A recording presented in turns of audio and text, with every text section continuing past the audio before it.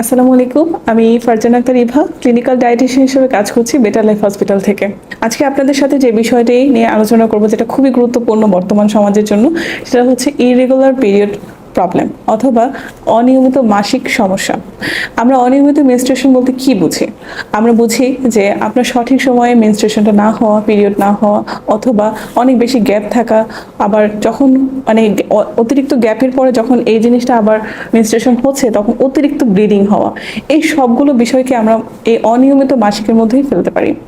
এখন আমরা জানবো যে অনিয়মিত মাসিক বা ইরেগুলার মেনস্ট্রুয়েশনটা কেন হচ্ছে। যদি কারো হরমোনাল প্রবলেম থাকে, সর্বপ্রথম যেটা বলবো যে হরমোনাল প্রবলেম থেকেই আসলে এই অনিয়মিত মাসিকটা দেখা যায়। হরমোনাল প্রবলেমের মধ্যে থাইরয়েড ডিজিজের যে প্রবলেমটা, সেটা বর্তমানে মানে খুব বেশি দেখা যাচ্ছে। যাদেরই হচ্ছে থাইরয়েড ডিজিজ বা থাইরয়েড হরমোনজনিত প্রবলেম আছে, সমস্যা আছে, তাদের ক্ষেত্রে আমরা দেখে থাকি তাদের অনিয়মিত মাসিক সমস্যায় ভুগছেন। এছাড়া যদি peaks problem, polycystic ovary syndrome, এই প্রবলেমে যারা ভুগছেন তাদের ক্ষেত্রেও এই অনিয়মিত মাসিক সমস্যাটা দেখা দিতে পারে। এছাড়া হচ্ছে আপনার জরায়ুতে যদি পলিপ থাকে, জরায়ুর মুখে অথবা টিউমার যদি দেখা যায়, তখনও আপনার অনিয়মিত মাসিক সমস্যা দেখা দিতে পারে। এছাড়া আরেকটা রিজন বলা যেতে পারে, সেটা হচ্ছে যে আপনার সেক্সুয়াল লাইফে অনেক সময় দেখা যায় যে ইন্টিমেসির সময় ব্লিডিং হতে পারে। সেই বিষয়টিকেও আমরা অনিয়মিত মাসিকের মধ্যেই রাখতে পারি। এখন আমরা যে বিষয়টা বলবো যে কিভাবে আমরা আসলে রিকভারি করতে পারি। সবার আগে আমাদের জানতে হবে আপনার ওজনটা বডি অনুযায়ী ঠিক আছে কিনা, আপনার হাইট ওয়েট অনুযায়ী আপনার ওজনটা সঠিক পরিমাণে রাখছেন কিনা। কারণ অতিরিক্ত ওজনের জন্যই আপনার হরমোনাল ইমব্যালেন্স, থাইরয়েড প্রবলেম এবং পিকস প্রবলেমের মতো নানান ধরনের ডিজিজের সূত্রপাত ঘটায়। যেটা আমরা রিকভার করতে পারি এই ওজনটাকে নিয়ন্ত্রণ করি। ওজন নিয়ন্ত্রণ করা মানে হচ্ছে যে আপনার শারীরিক বিভিন্ন সমস্যার অনেকটাই সমাধান করে দেয় যখন আপনি ওজন নিয়ন্ত্রণে রাখতে পারেন। তারপর আরেকটা বলবো যে আপনার প্রপার মেডিকেশন যেটা দরকার, সেটা আপনাকে অবশ্যই আইডেন্টিফাই করতে হবে যে কেন আসলে আপনার অনিয়মিত মাসিকটা হচ্ছে। আপনি যখন প্রপার আইডেন্টিফিকেশন করতে পারবেন এবং সেই অনুযায়ী প্রপার মেডিকেশনটা নিতে পারবেন, তখনই আপনার এই প্রবলেমটাকে অনেক দ্রুত সলভ করে নিয়ে আসতে পারবেন।